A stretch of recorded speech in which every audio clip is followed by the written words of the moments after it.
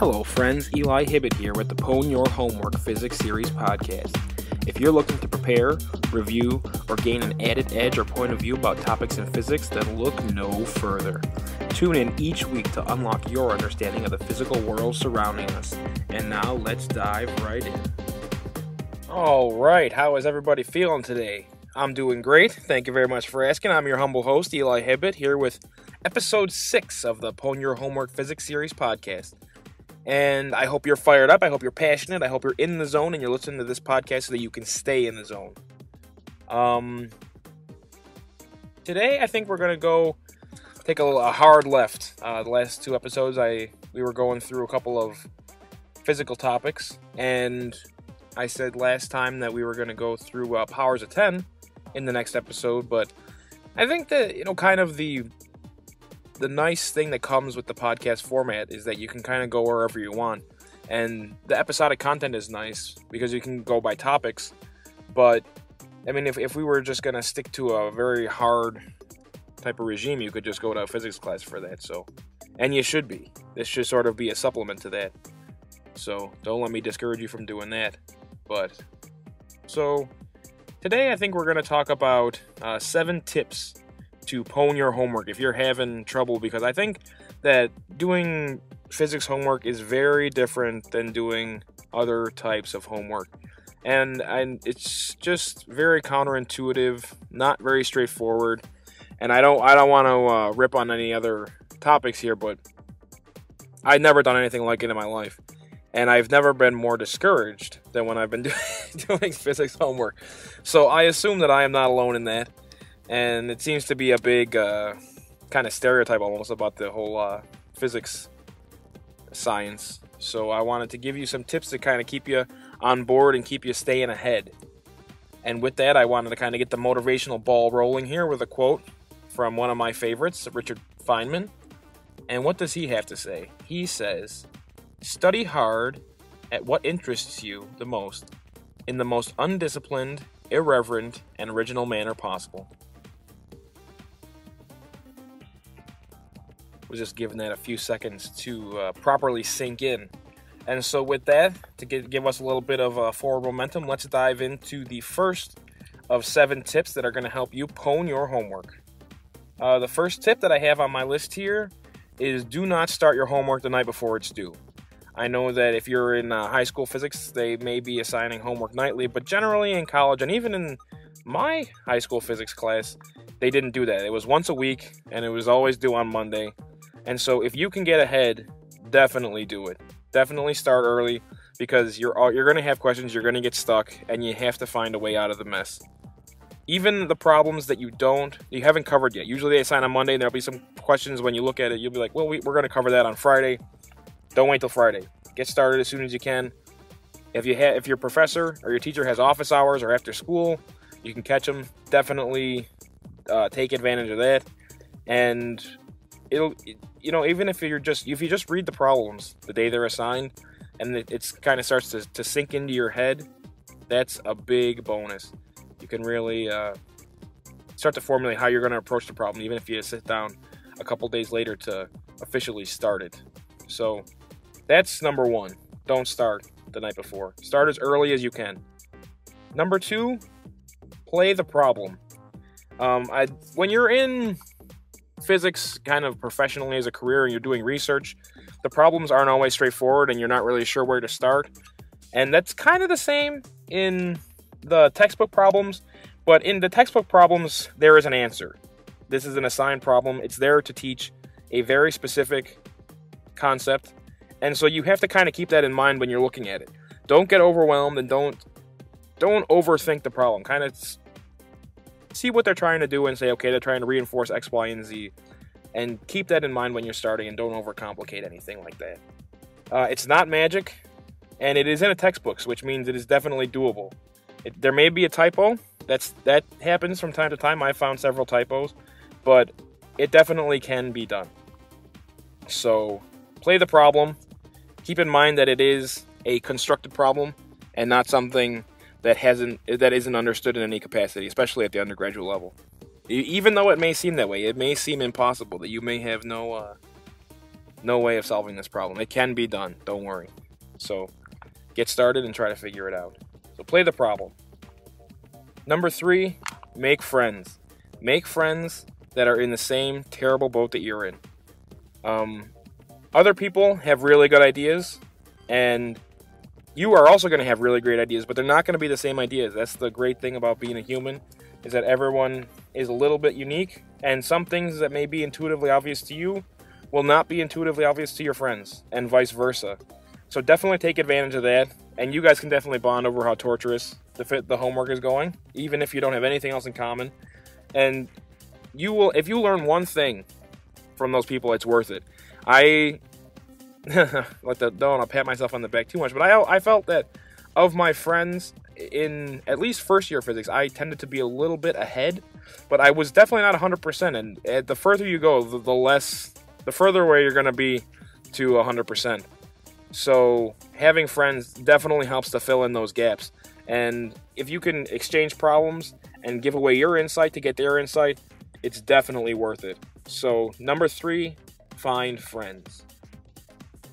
Number 4, and this is not as fun of a tip, but you should definitely do it, is do other problems that are not assigned in the homework. First thing, you will learn so much about the homework you're trying to do by doing those other problems than you will by actually doing the problems.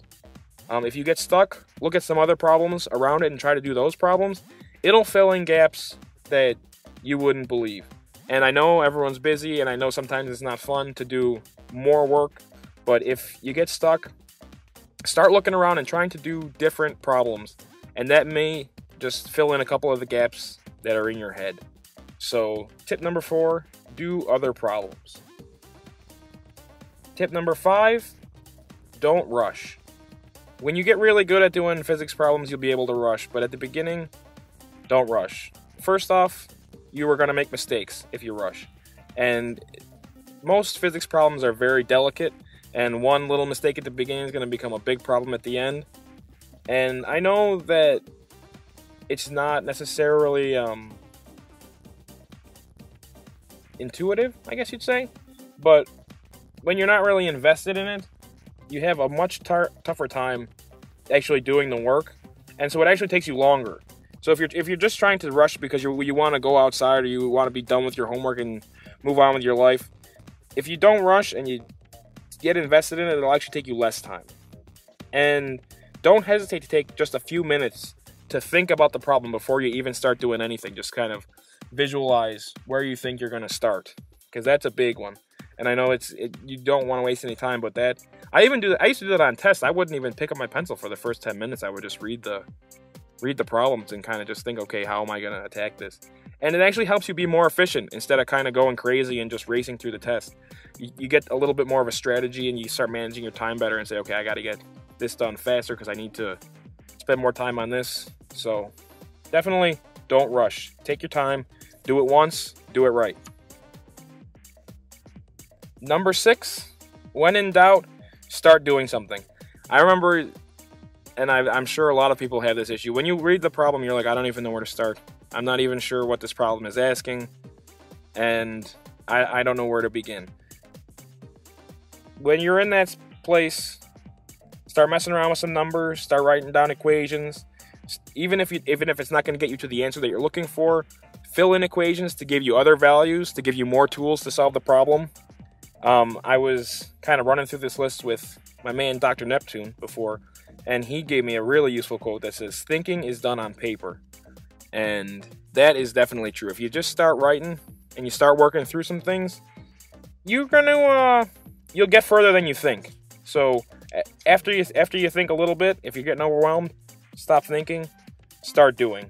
It's a really, really great tip that I don't take lightly, and I think that you should really value. In the podcast yet, we haven't quite gotten to force and free body diagrams, but I have an app called Exploring Physics Force, and one of the things that I do in that app is that I have created 8 steps to do any free body diagram problem with force.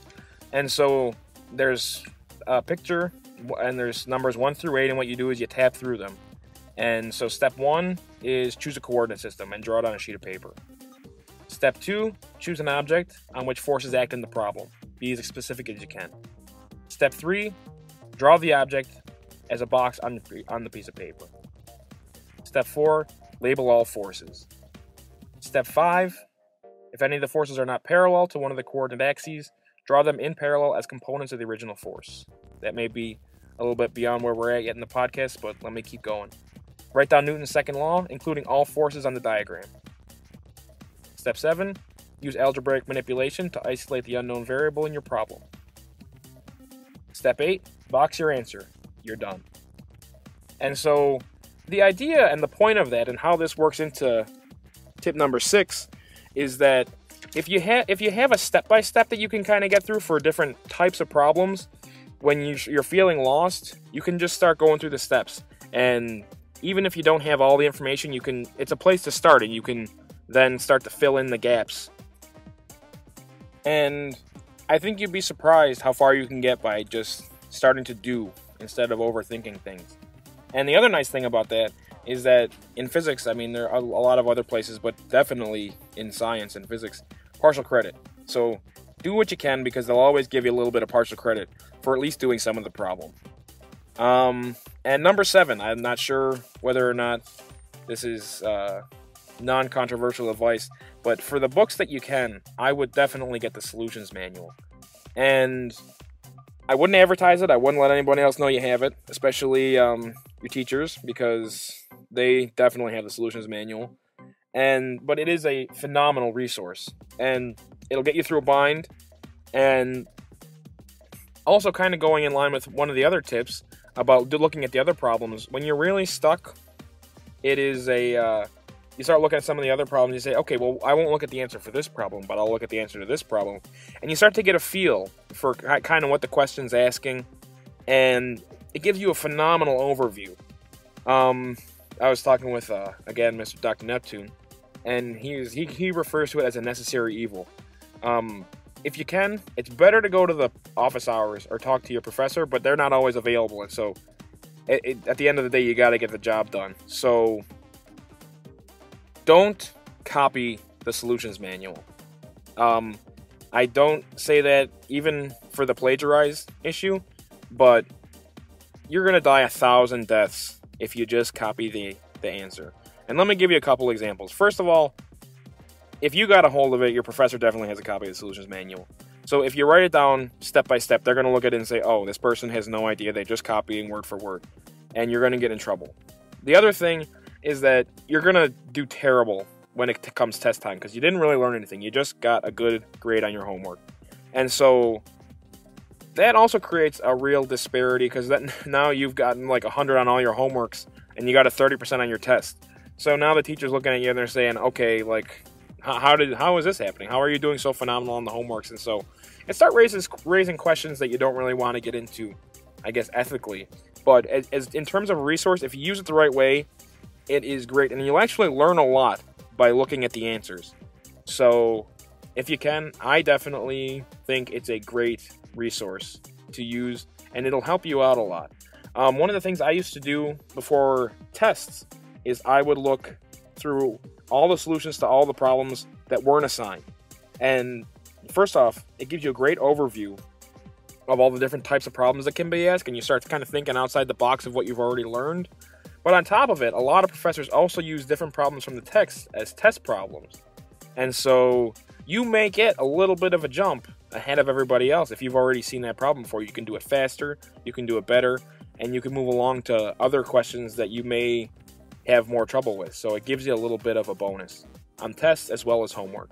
But don't copy it, because that you're actually going to do yourself a disservice. So don't copy it. So yeah, those are my 7 tips to pwning your homework. For a podcast that's called Pwn Your Homework, I thought I need to get something up that's actually that's gonna display the name proudly. So number 1, don't start the night before. Number 2, play the problem. 3, make friends. 4, do other problems. 5, don't rush. 6, start doing, stop thinking when you get overwhelmed. And number 7, if you can, grab the solutions manual. So, what do you think, guys? If you have any comments or questions, leave me a comment or drop me a line at pwnyourhw, pwnyourhw.blogspot.com.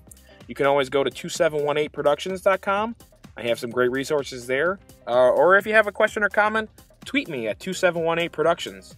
I'd love to hear what you're thinking. So I hope I'm adding another brick to your wall of physical knowledge, another tool in the toolbox, and never stop learning, guys. I'll talk to you next time. Take care.